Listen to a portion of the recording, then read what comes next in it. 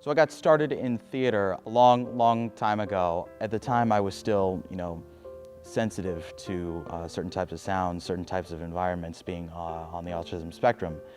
I ended up bailing out of the show. It was really too much for me. And so I waited a couple of years. My father told me about stage crew, which I instantly took a liking to. As soon as I started doing backstage crew, I started considering doing more on-stage stuff. And The Grinch was my very first show. At that point, I realized, you know what, it really isn't so bad. I needed to build up a tolerance. I believe this is the first ever Grinch script. The Cambria font. I always remember the Cambria font.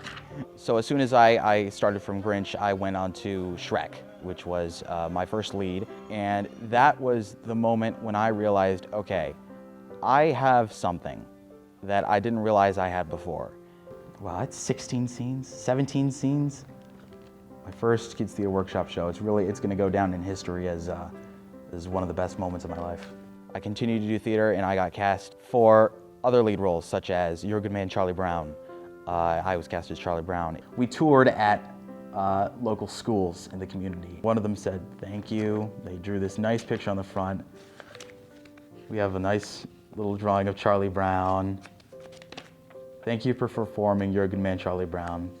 In School of Rock, I was cast as Dewey Finn. In A Midsummer Night's Dream, I was cast as Theseus. In Elf the Musical, I was cast as Buddy. And in Newsies, I was cast as Jack Kelly. I kept bringing an energy to EPAC that I never expected to bring. Awesome job, Dewey. Good luck with music coaching. It's a great artifact to see because, it's what you get to take away from the entire production. So with School of Rock, I actually was required to learn guitar in about 6 weeks. And I do not regret that decision one bit.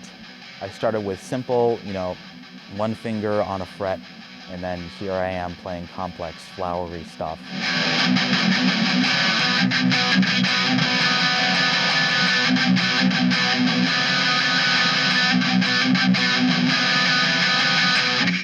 So living under the autism spectrum as an actor, really, you get some strengths and some challenges with it. Something I consider as a strength is just the amount of time that I spend thinking about the material that I'm doing. When you're on the autism spectrum, sometimes thoughts stick in your head.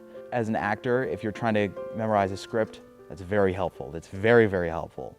And so what I'm able to do is I'm able to memorize my lines a lot more efficiently.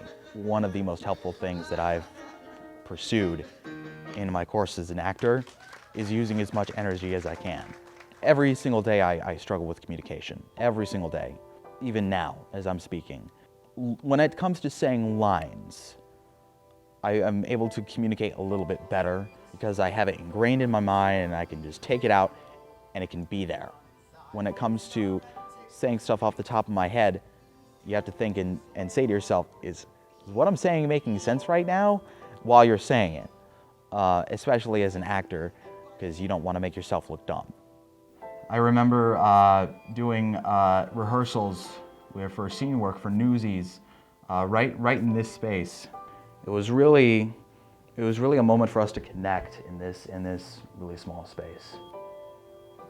This is where the choreographers brought the music to life through movement and dance, and I always made sure that I was towards the front, towards the mirrors, so I could really look at myself and examine how I was doing as a performer, as a dancer, as an actor.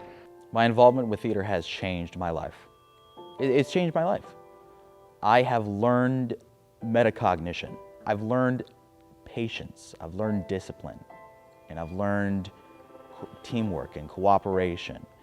And honestly, I don't think I would have been able to learn those things with really anything else as much as I did with theater. It brings out a new person in you. It brings out a new spirit, a new life, a new soul within you.